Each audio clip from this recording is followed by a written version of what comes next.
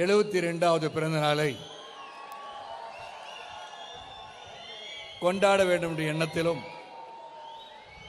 சரத்குமார் 27 என்று சொல்லிக் கொண்டிருக்கிறாரே, அவர் உண்மையான வயதை உலகிற்கு எடுத்துச் சொல்ல வேண்டும் என்று எண்ணிய என் அன்பு சகோதரர் சுந்தர் உள்ளிட்ட என் நாட்டாமை குடும்பத்தினருக்கு என் முதல் வணக்கம். எனக்கு வேறு மேடைகளாக இருந்தால் நான் அதிகமாக பேசி பல கருத்துக்களை பதிவு செய்திருப்பேன். ஆனால் அது என்னை வாழ்த்தி பேசி அமர்ந்திருக்கின்ற அன்பு நெஞ்சங்கள் வந்திருக்கின்ற ஒரு விழா. என் உயிரினும் மேலான என் அன்பு ரசிக பெருமக்களே, நாட்டாமை குடும்பத்தைச் சார்ந்த சகோதர சகோதரிகளே, அகில இந்திய சரத்குமார் ரசிக மன்ற நிர்வாகிகளே, சுப்ரீம் டாட் சரத்குமார் பாசறை மற்றும் சரத் பேரவை நிர்வாகிகளே, இங்கு வருகை தந்து இந்த பிறநாளை சிறப்பித்துக் கொண்டிருக்கும் என்னை வாழ்த்தி பேசி அமர்ந்திருக்கும் தமிழ்நாடு பாரதிய ஜனதா கட்சியின் மாநில தலைவர் அனும அண்ணன் திரு நயினார் நாகேந்திரன் அவர்களே, சற்று முன் பேசி நம் தாய் திருநாட்டில் இளைஞர்கள் எவ்வாறு இருக்க வேண்டும், எப்படி செயல்பட வேண்டும், வீழ்ந்து விட்டால் தோற்றுவிட்டோம் என்று நினைக்காமல் வீழ்ந்தால் இந்த மனிதன் உடனடியாக எழுந்திருந்து வெற்றியை நோக்கி செயல்படுகிறானோ அப்படி செயல்பட வேண்டும் என்று உத்வேகத்துடன் என்றும் உணர்ச்சி பொங்க பேசி உள்ளத்தின் அடித்தளத்தில் உண்மை உரைக்கச் சொல்லும் என் அன்பு சகோதரர் சீமான் அவர்களே,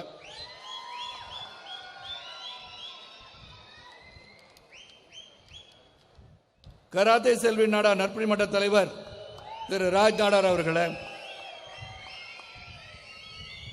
என் சட்டமன்ற தோழர்கள் அகில இந்திய ஃபார்வர்ட் பிளாக் மாநில பொதுச் செயலாளர் திரு PV கதிரவன் அவர்களே, தமிழ்நாடு தன்னுரிமை கழக தலைவர் வர இயலாமல் கடிதம் கொடுத்து அனுப்பியிருக்கிறார். அது அவருக்கு நன்றி சொல்லி இதை மகிழ்ச்சியுடன் ஏற்றுக்கொள்கின்றேன்.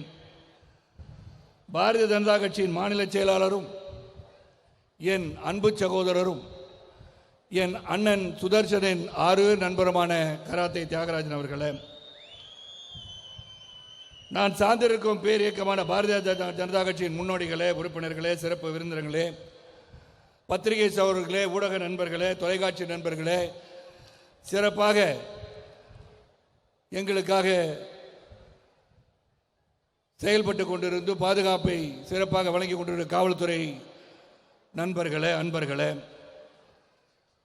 உங்கள் அனைவருக்கும் என் இனிய மாலை வணக்கத்தை தெரிவித்துக் கொள்கின்றேன். எந்த ஒரு நிகழ்வு என்று சொன்னாலும் தலைமை உரை ஆற்றுபவர் இறுதியாக பேசுவார். அந்த இறுதியாக பேசும்போது நாம் என்னவெல்லாம் பேசலாம், எப்படியெல்லாம் பேசலாம், எந்த கருத்துக்களை ஆழமாக பதிவு செய்யலாம் என்று எண்ணிக்கொண்டிருக்கும் போது அந்த கருத்துக்களையும் அந்த சிறப்பான பகிர்வுகளையும் பகிர்ந்து அனைவரும் அமர்ந்து விடுவார்கள்.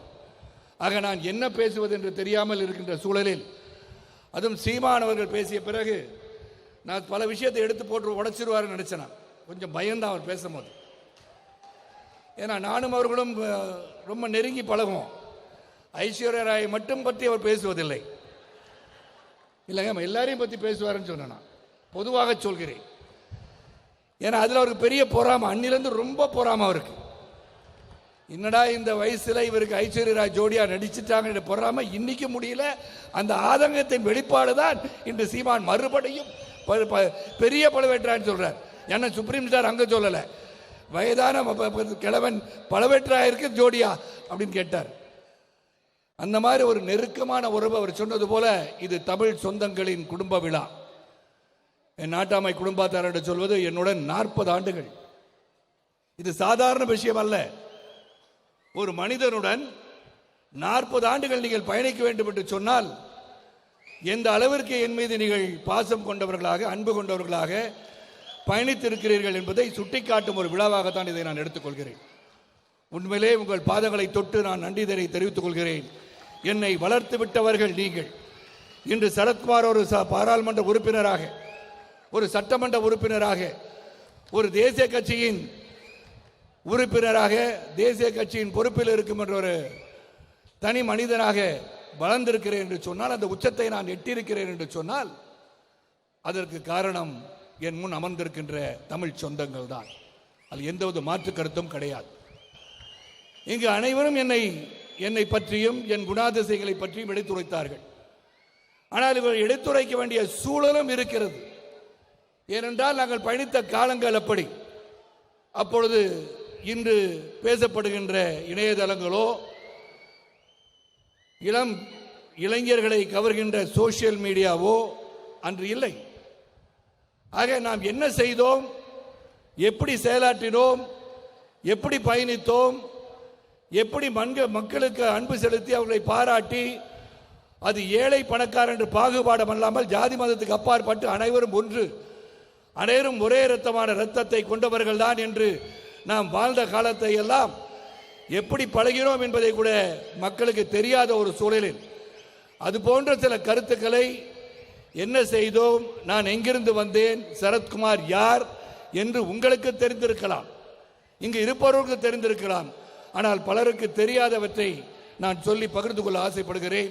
என் பயணத்தின் சில வரிகளில் அதிக நேரம் எடுத்துக்கொள்ளாமல் முதல் மீண்டும் ஒரு முறை உங்கள் அனைவருக்கும் வருகை தந்து பாராட்டுகின்ற பண்பும் பாங்கும் உங்களுக்கு இருந்தமையால் தான் எந்த ஒரு கட்சியில் இருந்தால் கூட this is what is called as political, அது பேர் தான் ஒரு நேர்மை, ஒழுக்கம் எல்லாம் இருந்தாலும் இந்த பாலிடிக்ஸ் எப்படி இருக்கணும், அரசியல் எப்படி இருக்கணும் அப்படின்னு பார்த்தா இப்படி தான் இருக்கணும். கருத்து வேறுபாடு இருந்தாலும் ஒரே மேடையில் அமர்ந்து பேசுகின்ற தகுதி இருக்கிறது என்று சொன்னால் அது எங்கு பேச வேண்டும், எப்படி பேச வேண்டும், அதை எப்படி சொல்ல வேண்டும், அதை எப்படி உறக்க சொல்ல வேண்டும் என்று தன் மீது நம்பிக்கை உள்ளவர்கள் இங்கு அமர்ந்திருக்கிறார்கள். வீக்கானவங்களாம் இங்கே உட்கார முடியாது. Weak players can never play a political game in this arena where full of intelligent people are sitting over here. அதான் உண்மை. தன் மீது நம்பிக்கை உள்ளவர்களா எந்த கூட்டத்துக்கும் போலாம். நம்பிக்கை இல்லாதவர்கள் தான் வாயை திறக்காம உட்கார்ந்திருப்பாங்க. நான் யாரையும் சுட்டி காட்டவில்லை, இங்கு தப்பா புரிஞ்சு கூடாது. நான் யாரை பத்தி பேச வரல. நான் ஆக சரத்குமார் ஒரு செல்வந்தர் குடும்பத்தில் பிறந்தார் என்று சொல்வதை நான் மறுக்கிறேன், ஆணித்தரமாக மறுக்கிறேன். அது எல்லாரும் சொல்லிட்டீங்க, இன்க்ளூடிங் என் அன்பு சகோதரர் சீமான் அவர்கள். செல்வந்தர் குடும்பம் இருந்தது. என் தாத்தாவை பற்றி சொன்னார்கள். ஓ ராமசாமி நாடார், சிங்கப்பூரின் சீமான், சிங்கப்பூரின் இங்கிருந்து சென்று ஒரு கட்டை வண்டியை இழுத்து சிங்கப்பூர் அரசு இனி ஓ ராமசாமி நாடார் இங்கு நிலம் வாங்கக்கூடாது என்று ஒருவர் மீது ஒரு சட்டத்தை கொண்டு வந்தார்கள் என்று சொன்னால் அது ஓ ராமசாமி நாடார் மீது தான். அவர் இல்லத்திற்கு வருகை தந்தவர்கள் யார் என்று சொன்னால் பிரமித்தடைந்து விடுவீர்கள். நேதாஜி சுபாஷ் சந்திர போஸ், அவருடன் பயணித்தவர்கள் கேப்டன் லக்ஷ்மி, இவர்கள் எல்லாம் என் தாத்தா உணவர் செய்து உபசரித்திருக்கிறார்கள் என்ற செய்தியை உங்களோடு பகிர்ந்து கொள்கிறேன். பல பேர் சொல்லலாம் சரத்குமார் சினிமாவில் இருந்து வந்த ஒரு அரசியல்வாதி என்று. அல்ல, எங்கள் குடும்பமே அரசியல் குடும்பம். இங்கே சீமான் சொல்லும்போது சொன்னார், எங்கள் பெரியப்பா சீபா ஆதித்தனாலும் சரி, என் மறைந்த மைத்துரர் கே பி கந்தசாமியாக இருந்தாலும் சரி, என் பெரியப்பா கேடிகே தங்கமணி கம்யூனிஸ்ட் கட்சியின் ஒரு உன்னதமான தலைவர். அவரை போல ஒரு தலைவரை கம்யூனிஸ்ட் இயக்கம் தமிழ்நாட்டில் சந்தித்தே இருக்க முடியாது. அவரை பாராளுமன்றத்தில் கேடிகே தங்கமணி வந்து விட்டாரா என்று நேரு அவர்கள் கேட்டுவிட்டுதான் பேச ஆரம்பிப்பாராம். ஏன்னா அவர் சொல்கின்ற கருத்து கேடிகே தங்கமணி ஏற்றுக்கொள்ளாத ஒரு கருத்தாக இருந்தால் அவர் நிச்சயமாக எதிர்குரல் கொடுப்பார். வந்திருக்கிறாரா என்று கேட்ட காலங்கள் உண்டு. அந்த அரசியல் பாரம்பரியத்தில் வந்தவன் நான். கேடிகே தங்கமணி ஒரு காலத்தில் ரயில்வே ஸ்டேஷனில் படுத்திருந்தார். பச்சை துண்டு தான் போட்டிருப்பார் எங்கள் பெரியப்பா. போலீஸ்காரன் ரயில்வே போலீஸ் தட்டி என்ன இங்கே படுத்திருக்கீங்க, எந்திரிக்கிட்டு இருக்கார். அவருக்கு தெரியும், சட்டம் தெரியும். ரயில்வே ஸ்டேஷனில் நீங்கள் உள்ளே படுக்கக்கூடாது. உடனே என்ன பண்ணுன்றிருக்காங்க. அவருக்கு தெரியுது கேடிகே தங்கமணி பாராளுமன்ற உறுப்பினர் என்று. எப்படிப்பட்டவர்கள் இருந்திருக்கார்கள் குடும்பத்தில் என்று நான் உங்களுக்கு சொல்ல கடமைப்பட்டிருக்கின்றேன். போலீஸ் ஸ்டேஷன் பக்கத்துலனா அந்த ரயில்வே போலீஸ் ஸ்டேஷன் போயிட்டு உங்கள் பேர் கேடிகே தங்கமணி, என்ன பண்ணுறீங்க, பாராளுமன்ற உறுப்பினர், சிபிஐ தலைவர். இவ்வளோ ஒரு உன்னதமான மனிதரை பார்த்துருக்க முடியாது. அந்த குடும்பத்தில் வந்தவன் தான். அந்த குடும்பத்தில் உள்ள அந்த பண்புகள் எனக்குள் ஒட்டி கொண்டு விட்டது. எனக்கு ஏற்ற தாழ்வு, ஏழை பணக்காரன் எங்கே வேணால் கேட்டு பாருங்க. என்னை பொறுத்தவரை இங்கே இருக்கிறவர்கள் அனைவரும் கையை கீறி பார்த்தால் சிவப்பு நேரத்தில் தான் ரத்தம் இருக்கும்.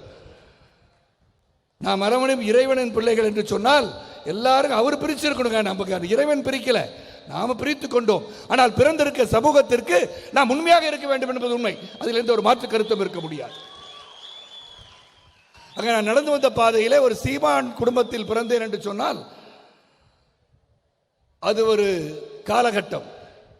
என் தந்தையார் ஆல் இண்டியா ரேடியோவில் செய்திகள் வாசிப்பது ராமநாதன் என்ற கணீர் குரலுக்கு சொந்தக்காரர். செய்திகள் வாசித்தான தமிழ் சிறப்பாக பேசி வானொலியில் ஆல் இண்டியா ரேடியோவில் வாசிப்பது ராமநாதன் என்றால் அனைவருக்கும் தெரிகின்ற ஒரு பெயராக இருந்து டெல்லியில் இருக்கும்போது தான் நான் டெல்லியில் பிறந்தவன். ஆகவே தான் நான் டெல்லிக்கு சென்றேன் பாராளுமன்ற உறுப்பினராக. அதே போல அந்த ஒரு பெருமை எனக்கு கிடைச்சிச்சு. டெல்லியில் பிறந்தேன், பார்த்தா அங்க 250 பேர், the first 250 citizens of the country sits in Rajya Sabha, மேலவையில் அமர்வார்கள். அப்ப அந்த 250 பேர்ல ஒருத்தனாக அமர்ந்த பெருமை உங்களால் உருவாக்கி தரப்பட்டது. நீங்கள் என்னை நேசித்ததால், நான் அனைவராலும் போற்றப்பட்டதாலும் வசீகரப்படுத்தப்பட்டதாலும் கலைஞர் இந்த கட்சியில் ஏற்றுக்கொண்டு என்னை பாராளுமன்றத்தில் உறுப்பினராக ஆக்கிறார். அந்த பெருமை இன்றும் எனக்கு இருக்கிறது. ஆக அதன் பிறகு நான் எங்கள் அப்பா என்னை படிக்க வச்சது சென்னையில் தான். நாங்கள் டிரான்ஸ்ஃபர் ஆகி வந்துட்டார். சுருக்கமாக சொல்லி முடிக்கின்றேன். இங்கே வந்தோடனே எங்கள் அப்பாவுக்கு சம்பளம் 5000 ரூபாய். ஆனால் எங்கள் பெரியப்பா பணக்காரர் தான், தாத்தா பணக்காரர் தான், ஆனால் எங்கள் அப்பா பணக்காரர் கிடையாது. ஆக ஒன்றை மட்டும் தெரிந்து கொள்ள வேண்டும் சீமான் அவர்களே, இந்த உண்மையை இங்கு நான் சொல்லியே ஆக வேண்டும். ஏதோ பெரிய செல்வந்தர் குடும்பத்தில் வந்தார் என்று சொன்னால் உழைப்பே இல்லாமல் வேலிருந்து குதித்து விட்டார் என்று யாரும் நினைத்துக் கொள்ள வேண்டாம். அப்படி அல்ல சரத்குமாரின் வாழ்க்கை, அப்படி அல்ல என் அண்ணன் சுதர்சனின் வாழ்க்கை, அப்படி அல்ல என் தங்கை, என் அக்கா, என் தங்கைன்னு சொன்னால் அவங்க விரும்பப்படுவாங்க, எங்களால் கேட்டுட்டு இருப்பாங்க, மல்லிகா கந்தசாமி அவர்கள். ஆக அந்த குடும்பத்தில் பிறக்கும் போது எங்கள் அப்பா உன்னை ஒன்று தான் சொல்லிக் கொடுத்தார். அதுதான் என் தாரக மந்திரம். உடல் ஆரோக்கியம் அவசியம், சுவர் இருந்தால் தான் சித்திரம். அந்த உடல் ஆரோக்கியம் இருந்தால் எதையும் நீ சாதிக்கலாம். எந்த தோல்விகளை சந்தித்தாலும் அந்த தோல்விகளை வெற்றிகளாக மாற்றக்கூடிய சக்தி உனக்கு வேண்டும் என்று சொன்னால் உன் உடல் உறுதி வேண்டும், மன உறுதி வேண்டும், திடமான எண்ணங்கள் வேண்டும், நேர்த்தியான எண்ணங்கள் வேண்டும் என்ற அடிப்படையில் தான் என் தந்தையார் என்னை வளர்த்தார். அவர் சொன்னது ஒன்னே ஒன்றுதான், மனித ஜாதி சொல்லுவார். எழுதினாலே எனக்கு பிரச்சனை வந்தது. கல்லூரிக்கு போனால் மனித ஜாதி தான் எழுதுவார். எங்கள் தந்தைக்கு அப்படிதான் ஒரு எண்ணம், நம்ம மனித ஜாதி தானே அப்படின்னு சொல்லக்கூடிய ஒரு தந்தை. இறைவன் மீது நம்பிக்கை இல்லாத ஒரு மனிதர். ஆனால் நான் சாமி கும்பிட்டா ஒன்றும் சொல்ல மாட்டார். ஏன்னா அதை தாங்கிக் கொள்கின்ற சக்தி. ஆக அந்த குடும்பத்திலிருந்து முதல் ஒரு சிறு மாற்றம். நான் ஒரு பத்திரிகை பிஎஸ்சி கணிதம் படித்தவன், கணக்கு நல்லா தெரியும். அதனால தான் சினிமா உலகத்தை பணம் சம்பாதிக்கும் போது எப்படி பணத்தை என்றதுன்னு நல்லா தெரிஞ்சுக்கிட்டேன். அதனால தான் கணக்கு படித்தேன். கணக்கு படித்தவர்கள் தான் அறிவாளிகள்னு சொல்கிறாங்க. தெரியல நான் எந்த அளவுக்கு அறிவாளி இல்லை எனக்கு தெரியாது. ஆனால் கணக்கு படித்தவர்கள் துல்லியமாக எண்ணக்கூடிய சக்தி பெறுவார்கள் என்று சொல்வார்கள். ஆக இங்கே வருகை தந்திருக்க சகோதர சகோதரிகள், படிக்கின்ற மாணவ மாணவிகள், கணக்கு என்பது மிக மிக அவசியம். பிஎஸ்சி மேத்தமெட்டிக்ஸ் படித்தேன்னா அந்த கணக்கு உங்கள் மூளையை சிறப்பு செய்கிறது. சிறப்பாக அந்த மேத்ஸ் ப்ராப்ளம் சொல்லும் போது சொல்யூஷன் கிடைக்கும் இல்லையா, விடை என்னவென்று தேடும் போது அந்த விடை என்னவாக இருக்கும் போது சிந்திக்கும் போது அந்த விடை உங்களுக்கு கிடைத்து விடுகிறது. ஆக உங்களுடைய எண்ணங்கள் ஆற்றல் எல்லாம் வேகமாக உங்கள் அறிவு மாற்றம் உயர்கிறது. ஆக நான் முதல்ல பிஎஸ்சி கணிதம் படிச்சுட்டு செஞ்ச வேலை, தெருவாக போய் சைக்கிளில் போட்டோம் தான் இந்த சரத்குமார். அதனால நான் செல்வந்தர் குடும்பம் உண்மைதான், அதில் மாற்று கருத்து கிடையாது, பெருமையும் உண்டு எனக்கு. ஆனால் நான் உழைத்தேன். அது காலையில் உள்ள வேலை, பேப்பர் போடுறது காலையில் உள்ள வேலை. ஆனால் 9 மணிக்கு மேல் நான் என்ன செய்யறது, நேரம் அதிகமாக இருந்தது, காலம் அதிகமாக இருக்கிறது, என்ன செய்யலாம் என்று சொன்னால், நான் ஏற்கனவே சைக்கிளில் பள்ளிக்கூடத்துக்கு போகும்போது சரி, கல்லூரிக்கு போகும்போது சரி, நான் அந்த சைக்கிளை பிரித்து மாட்டிடுவேன். அது என்னதான் பண்ணியிருக்கான், இது எப்படி மாற்றான், எப்படி இந்த வீல் சுத்துது, இந்த ஆக்சல் ஏன் அப்படி இருக்கு, இதை சிந்தித்து பார்ப்பதனால் இந்த சைக்கிளை பிரித்து மாற்ற திறமை இருந்ததால் ஒரு சைக்கிள் கடை, ஹீரோ சைக்கிள் அப்பதான் வந்திருக்கு மார்க்கெட்டில், ஹீரோ சைக்கிள் கடையில் நான் ஃபிட்டராக வேலை செஞ்சேன். அது காலை 10 மணி முதல் 1 மணி வரை அங்கு, பிறகு 3 மணியிலிருந்து 6 மணி வரை ஒரு விளையாட்டு சாமான் விற்கின்ற டாய் ஷாப்பில் போய் வேலை செஞ்சிருக்கேன். ஒரு நாளைக்கு 3 பணிகளை செய்திருக்கின்றேன், உழைத்திருக்கின்றேன். உண்மையாகவும் நேர்த்தியாகவும் உழைத்து அங்கே கடுமையாக உழைத்த பிறகு நான் என்ன பண்ணலாம் அடுத்தன்னு பார்த்தா, ஒரு டெலிவிஷன் ஷோரூம் வச்சேன். டெலிவிஷன் ஷோரூம் வச்ச பிறகு அதில் பணம் நல்லா சம்பாதிக்க ஆரம்பித்தோன்னே நான் ஏஷியாடு அனௌன்ஸ் பண்ணாங்க, விளையாட்டு போட்டி. இந்திரா காந்தி அம்மையார் காலகட்டத்தை பற்றி நான் பேசிக் கொண்டிருக்கின்றேன். அப்பொழுது வந்து அந்த ஆனந்தராவ் சர்க்கிள் பெங்களூர் வரைக்கும் அங்கே ஒரு சாலிடா டெலிவிஷன், புஷ் டெலிவிஷன் இதெல்லாம் மார்க்கெட் பண்ணுறதுக்கு ஒரு பெரிய டிஸ்ட்ரிபியூட்டராக இருந்தேன். நான் என்ன நினச்சேன், இந்த ஏஷியாட் அனௌன்ஸ் பண்ணிட்டாங்க, அனைவரும் நிச்சயமாக இந்த ஏஷியாடை தொலைக்காட்சியில் பார்த்து ரசிப்பார்கள் என்று சொல்கிற காரணத்தினால் அதை கேஷ் டிஸ்கவுண்ட் கொடுத்து, consignment is different, cash discount. கன்சைன்மெண்ட்னா வாங்கிய பொருளை வாங்கி வைத்துக்கொண்டு விற்ற பிறகு காசு கொடுப்பது. ஆனால் நான் முன்பே பணத்தை செலுத்தி அதிகமான டிஸ்கவுண்ட் வாங்கி சலுகைகளை வாங்கி என்கிட்ட இருந்த எல்லா பணத்தையும் வச்சு வாங்கி வச்சிருந்தேன். விதி அங்குதான் என் வாழ்க்கையில் விளையாடியது. அப்போ இந்திரா காந்தி அம்மையார் என் வாழ்க்கையிலும் விளையாடினார்கள். என்ன செஞ்சாங்க, கலர் டெலிவிஷன் 3000 ரூபாய் கிடைக்கும்ட்டாங்க. என்னுடைய ஒவ்வொரு செட்டும் அப்போ ஆவரேஜாக பார்த்தா 7000 ரூபாய். அப்போ எவ்வளோ பெரிய லாஸு. இழுத்து மூடு கடையை பூட்டு விற்றுட்டு கெடுத்துட்டு வந்துட்டேன். வந்து தான் டிராவல் ஏஜென்சி ஆரம்பித்தேன். அப்பயும் உடனே நான் வந்து துவண்டு விடவில்லை, சிந்தித்து பார்க்க. அதை தான் சீமானவர்களும் சரி, கதிரவனும் சரி, நமது அன்பு சகோதரர் நயனா நாகேந்திரர்கள் சொல்கிறார்கள், உழைப்பு ஒன்று இருந்தால், நீ வீழ்ந்தவுடன் எழுகின்ற சக்தி இருந்தால் யாராலும் உங்களை தோக்கடிக்க முடியாது. தோல்வி என்பது நிரந்தரம் அல்ல, வெற்றி என்பது நிரந்தரம் அல்ல. வெற்றி பெறவர்கள் நிரந்தரம் என்று அமர்ந்து கொண்டு இருக்காதீர்கள். மீண்டும் யாரை பற்றி நான் பேசல. அதனால் தோல்வி பெற்றவர்கள் மீண்டும் வெற்றி பெற மாட்டார்கள் நினைக்காதீர்கள். சொல்ல முடியாது, சீமான் இந்த மண்ணிலே நிற்க வேண்டிய சூழல் உருவானால் ஆகும். அது காலத்தின் கட்டாயம், நடக்கலாம். இந்த மண்ணில் சொல்லும் போது சில வகை நடந்துவிடும். ஆக இதெல்லாம் சிந்திக்க வேண்டிய விஷயங்கள். ஆக என்னை பொறுத்தவரை என் வாழ்க்கை பயணம் இதுதான். ஆக உழைத்த பிறகு அங்கே வரும்போது தான் கலைவாணன் கண்ணதாசனை சந்தித்தேன். படையெடுங்கன்னு சொன்னார். அங்கேயும் என் அறிவை பயன்படுத்தினேன். நீங்கள் அழகாக இருக்கீங்க, நடிகனார். இல்லை, நான் அழகாக இருக்கிறதுக்காக நடிக்க முடியாதுங்க, எனக்கு நடிப்புனால என்னன்னே தெரியாத. கார்த்திகை ஹீரோ வச்சு எடுக்க முடியுமா, எவ்வளோ பணம் செலவாகுன்னு. அப்போ கையில் இருந்த பணத்தை போட்டு நான் எடுத்த முதல் திரைப்படம், தயாரித்த முதல் திரைப்படம் தான் கண் சிமிட்டும் நேரம். அதில் நான் வந்து போலீஸ் அதிகாரியாக, ஏன்னா எங்கள் அப்பா என்னை வந்து ஐபிஎஸ்க்கு படிக்க வச்சார். இங்கே இருக்க காவல்துறை சகோதரர் பார்க்குறேன், இதெல்லாம் வேற செஞ்சுருக்காரா இவர், அதையும் செஞ்சேன். நல்லா படிச்சுட்டு இருந்தேன். ஆனால் என்ன, இந்த இளம் வயதில் சில சிலுமிஷங்கள் நடந்துவிடும். நான் கல்லூரிக்கு அந்த படிப்புக்கு போகிறது அது வந்து ஒரு கோச்சிங் சென்டர். அந்த கோச்சிங் சென்டரில் என்னோட படித்தவங்கெல்லாம் நிறைய பேர் படித்தாங்க. ஆண்களும் படித்தார்கள், பெண்களும் படித்தார்கள். இந்த பெண்கள் படிக்கும் போது சில சமயம் பிரச்சனைகள் உருவாகி விடுகிறது. சீமான் இங்கேயும் நீங்கள் வந்து இது பண்ணக்கூடாது, ஜெலஸ் ஆகக்கூடாது. அங்கே பெண்களும் படித்த காரணத்தினால் என் படிப்பின் மீது கவனம் செல்லாமல் பெண்கள் மீது கவனம் சென்று விட்டது. இதோட சூழல் என்னன்னா, பல ஆண்டுகளுக்கு பிறகு தோஹா பேங்க் கத்தாரில் இருக்கு. தோஹா பேங்கோட சேர்மன் சீதாராம் அவர்கள் ஜப்பான் சென்று டோக்கியோவில் இருக்கிறார். சரத், உங்கள் நண்பர் ஒருவர் இங்கே இருக்கிறார், நீங்கள் பேச வேண்டும் என்றார். எனக்கு டோக்கியோவில் யாருமே தெரியாத, உங்கள் நண்பர் என்று சொல்கிறார். என்னவா இருக்காங்க அப்படின்னு கேட்டேன். இல்லை, அவங்க தான் வந்து அம்பாசிடராக இருக்காங்கன்றார். ஷீகு சொல்லவர், அம்பாசிடராக இருக்காங்களா? அவ்வளோ தூரம் அறிவு ஆற்றல் திறமை உள்ளவர் எனக்கு தெரிகிறது வாய்ப்பே இல்லையே.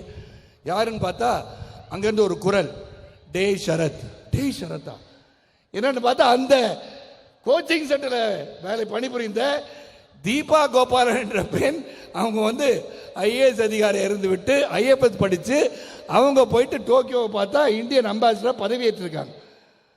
அப்போ வந்து அண்மையிலே பார்க்கும்போது எதுக்காக சொல்கிறேன் என்றால், அந்த படிக்கும் போது இந்த மாதிரி கவனம் சென்றதுனால நான் தொழிலுக்கு போயிட்டேன். அண்மையிலே சந்திக்கும் போது ஒரு கணவரை சந்தித்து அவங்க வீட்டில் நான் டின்னர் சாப்பிட்டுட்டு இருந்தேன். 25-30 ஆண்டுகளுக்கு பிறகு டெல்லியில் இருக்காங்க, பிஎம்ஓவில் இருக்காங்க, பிரைம் மினிஸ்டர் ஆஃபீஸில். அவங்க husband, Sarath, why didn't you study? Why didn't you become an IAS officer? Why didn't you become an IAS officer? Why didn't you become a police officer? நான் உடனே என்னத்தை சொல்லுது, உண்மையை சொல்லியே பழகுவேன். உங்கள் மனைவி ரொம்ப அழகாக இருந்தாங்க, அவங்களே பார்த்துட்டு இருந்துட்டேன். அவங்க, சரத், உன்னுடைய குறும்பு இன்னைக்கும் போல அப்படின்னாங்க. இதெல்லாம் வந்து வாழ்க்கையில் மறக்க முடியாத சம்பவங்கள். ஆக எங்கள் அப்பாவோட ஆசை ஐபிஎஸ் அதிகாரி ஆகணும், ஐபிஎஸ் ஆஃபீஸராகி போலீஸ் அதிகாரி ஆகணும்னு. அதனால் இந்த படத்தில் ஒரு சிறிய வேடமான போலீஸ் அதிகாரியை நடிச்சிட்டேன். அந்த போலீஸை நடித்து கொஞ்சம் படிப்படியாக நடித்து சில சூழலில் சறுக்கல்களை சந்திக்கும் போது என் அன்பு சகோதரர் புரட்சி கலைஞர் கேப்டன் விஜயகாந்த் அவர்கள் புலன் விசாரணை படம் கொடுத்தாங்க. ஸோ அந்த புலன் விசாரணை இது பாம்பேலேருந்து வந்த ஒருவர் என்று நினைத்து கொண்டிருக்க சூழலில் அதன் பிறகு படிப்படியாக உங்களின் அன்பு, ஆதரவு, பாசம், பரிவு, பார்த்தா சரத்குமார் நடிக்கிறாரு, சிரிச்சா கண்ணத்துல குழி விழுது அப்படின்னு பல ரசிக பெருமக்கள் கூடி இன்று வரை என்னை ரசிக்கும் அளவிற்கு, என் படங்களை பார்க்கும் அளவிற்கு உங்களுக்கு ஆர்வம் இருக்கதால் நான் இன்றும் உங்களோடு வாழ்ந்து கொண்டிருக்கின்றேன். உங்களோடு என்றும் வாழ்ந்து கொண்டிருப்பேன். என்னோடு நீங்கள் வேண்டும். ஒரு 72 வயசுன்னு சொல்லிட்டாங்க, மொத்தம் 144 ஆச்சு. ஆனால் இன்னும் 6 வயசை கூட்டி நான் ஏற்கனவே சொன்ன 150 வயசு நான் வாழணும். அதுக்கு நீங்கள் என்ன பண்ணுவீங்கன்னு தெரியாது. ஏன்னா பத்திரிகை சகோதரர்களுக்கு இது காமெடியாக தெரியும், எப்படி 150 வருஷம் வாழ முடியும்னு. ஜப்பானில் போய் பாருங்க, 125 130 வருஷத்துக்கு வாழ்ந்துட்டு இருக்காங்க. அப்படி இருந்தால் சரத்குமார் ஏன் 150 வயசு வாழக்கூடாது? ஏன் இங்கே இருக்கிறவனா 150 வயசு வாழக்கூடாது என்ற எண்ணம் இருந்தால் நாம் வாழலாம். இந்த எண்ணம் தான் இல்லை. We have got a negative thought. It has got a pessimistic view on everything that you do. Russia சொல்லுவான், அமெரிக்கா எந்திரிச்சு பேசும்போது ஐ விட்டோன்னு வானா. அமெரிக்காக்காரன் நல்லது சொல்ல வந்தாலும் என்ன சொல்ல வரான்னு தெரியாம நோ அப்படின்வாங்க. அந்த மாதிரி பலரும் இருக்காங்க. ஆகவே என்னை பொறுத்தவரை இந்த மேடை ஒரு அரசியல் மேடை இல்லாத காரணத்தினால் இன்று நாட்டில் நடந்து கொண்டிருக்கும் பல அரசியல் கருத்துக்களை பதிவு செய்ய வேண்டும் ஆசை ஒருபுறம் இருந்தாலும் அதற்கென்ற காலம் வெகு விரைவில் வரும். இங்கு நமது மாநில தலைவர் சொன்னது போல, இல்லை நான் சொல்லணும், எல்லாரும் சொல்லியிருக்காங்க, கராத்தே தியாகராஜன் தான் இங்கே சொல்லணும். அவர் முன்னெடுத்து வைத்தார். இந்த மாதிரி சரத் ஏன்னா கராத்தே பற்றி சொல்லணும், நிறையா சொல்லணும். சீமானு சொன்ன மாதிரி கராத்தே தியாகராஜன் ஒரு சாதாரண மனிதன் எடுத்துக்கொள்ளாதீர்கள். அவர் எங்கள் அண்ணனுக்கு உறுதியாக இருந்து எந்த ஒரு காரியம் வந்தாலும் சுயரம் இல்லாமல் உடனடியாக உதவி செய்கின்ற மனிதர்களில் கராத்தே தியாகராஜன் ஒருவர். ஆகவே என்னை பொறுத்தவரை இந்த விழா ஒரு சிறந்த விழா. இது ஒரு அரசியல் மேடையாக இருந்திருந்தால் என்னவாகியிருக்கும்? யாரெல்லாம் பேசியிருப்பார்கள், பேசாதவர்களையும் பேச வைக்கின்ற சூழலை உருவாக்கின்ற ஒரு மேடையாக இது இருந்திருக்கும். இங்கே வருகை தந்திருக்கின்ற சாட்டை போல நாம் சாட்டை எடுத்து வீசி இருக்கலாம். அதற்கான காலங்கள் வரலாம். அந்த காலங்கள் இல்லாததால் அவர்கள் சாட்டை எடுப்பது போல சில உண்மையான கருத்துக்களை உறக்க சொல்ல வேண்டும். அச்சம் என்பது இருக்கக்கூடாது. அச்சம் என்பது மடமையடா, அஞ்சாமை திராவிடர் உடமையடா, 6லும் சாவு 100லும் சாவு என்று பாடியவர் புரட்சி தலைவர் அவர்கள்.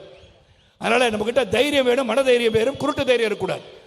எப்பொழுது ஓட வேண்டும், எப்போது ஓடணும்? ஒரு 50 பேர் வராங்கன்னா காலால் எடுத்து ஒரே மிதிச்சாரு, எல்லாரும் கத்தி வீசிட்டு வந்தா விழுந்தாங்கன்னு சொன்னாங்க பாருங்க. அது கூட நான் யாரையும் சுட்டி காட்டல, ஒருத்தர் சொல்லியிருக்காரு. 60 பேர் வந்தாங்க, 17 வயசுல அருவாளெல்லாம் வீசிட்டு வந்தாங்க. அப்படி பிடிச்சிட்டு எங்க அண்ணா விட்டாரு ஒரு உத, 70 பேர் விழுந்தாங்க அப்படின்னாங்க. அது சினிமா காட்சியின் கனவு காட்சி என்று நினைக்கிறேன். எனக்கு என்னால முடியாது. என்னதான் சக்தி இருந்தாலும் 70 பேர் அருவாளோட வந்தா, எப்பா தயவு செஞ்சு ஒன்றும் பண்ணிடாதீங்க, உங்களுக்கு என்ன பிரச்சனை அப்படின்னு கேட்டு பேசி அதெல்லாம் கீழே போட்டு போற மாதிரி பேசி முடிச்சிருவேன். அதை எங்கள் வீட்டில் சொல்லுவாங்க, செவரில் பெயிண்ட்டை உருவறதுக்கு நீங்கள் தான் சரியான ஆள் அப்படின்னு. ஆகவே என்னை பொறுத்தவரை நல்ல மனம் வேண்டும். இந்த ஒரே ஒரு செய்தி தான், சீமான் சொன்னது போல, இருக்க அனைத்து தலைவரும் சொன்னது போல, நல்லவர்களாக வாழ்வோம், நல்ல மனிதர்களாக வாழ்வோம். இந்த பூ உலகத்திலிருந்து நான் விட்டு செல்லுவது என்ன? உன் பேரையும் புகழையும் இது போன்று நாம் வாழ வேண்டும் அப்படின்னு வரணும். அதான் புரட்சி தலைவர் பாட்டு தான் எப்போதும் ஞாபகம் வரும். இவர் போல யாரென்று ஊர் சொல்ல வேண்டும் அப்படின்னு ஒரு பாடல். அந்த மாதிரி நம்ம ஊரும் உலகம் உங்களை போற்ற வேண்டும். பா இவன் எதுப்பா தொலைஞ்சா அப்படின்னு இருக்கக்கூடாது. வாழ்ந்தோம் மறைந்தோம் என்று இல்லாமல் எதற்காக வாழ்ந்தோம், எதற்காக இந்த பூமியிலே பிறந்தோம் என்று சிந்திக்க வேண்டும். இந்த இடத்திலே இன்று நாம் சந்திக்க வேண்டும் என்பது சரத்குமார் அழைத்தோ, என் அன்பு சகோதரர் சுந்தர் அழைத்தோ, எங்கள் டாட்டாபை குடும்பம் அழைத்தோ நாம் வரவில்லை. இறைவன் கட்டளை இட்டிருக்கிறான், இந்த இடத்திலே நீங்கள் சந்திக்க வேண்டும் என்று. Nothing happens without a reason. It has all got a reason. சொல்லுவேனா, destiny brings people together. We have to find the purpose. அப்படி என்றால் காலத்தின் சூழல் அனைவரும் ஒரு இடத்தில் சேர்க்கும் என்று சொன்னார்.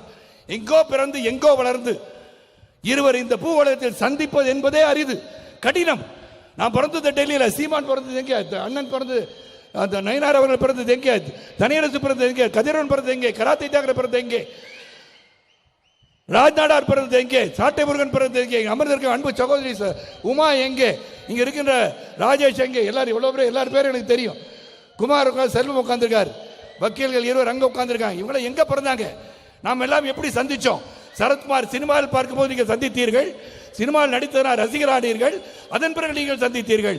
ஆனால் ஒவ்வொரு மனிதரும் ஒரு நாளென்று பலரை சந்திக்கும் போது, மனிதா மறந்து விடாதே, இதற்கு ஒரு காரணம் இருக்கும் என்று நினைத்தால் அன்பை பாராட்டுகிறார்கள், நல்ல மனிதர்களாக இந்த பூவளத்தில் நாம் வாழ்ந்து மறைவோம் என்று சொல்லி என்னை வாழ வைத்துக் கொண்டிருக்கும் தமிழக மக்களுக்கும், இந்த விழாவை சிறப்பாக எடுத்த சுந்தர் உள்ளிட்ட அனைத்து சொந்தங்களுக்கும், நாட்டாவை சொந்தங்களுக்கும், இங்கு வருகை தந்து என்னை வாழ்த்தி உள்ளத்தின் அடித்தளத்தில் இருந்து என்னை உண்மையாக வாழ்த்திய என் அன்பு நெஞ்சங்களுக்கும் நன்றி கூறி, ஜாதி மத மொழி பேதமற்ற புதிய சமுதாயத்தை உருவாக பாடுபட்டு கேட்டுக்கொண்டு, let us create a society breaking all the obstacles of caste, creed, religion and language. Thank you.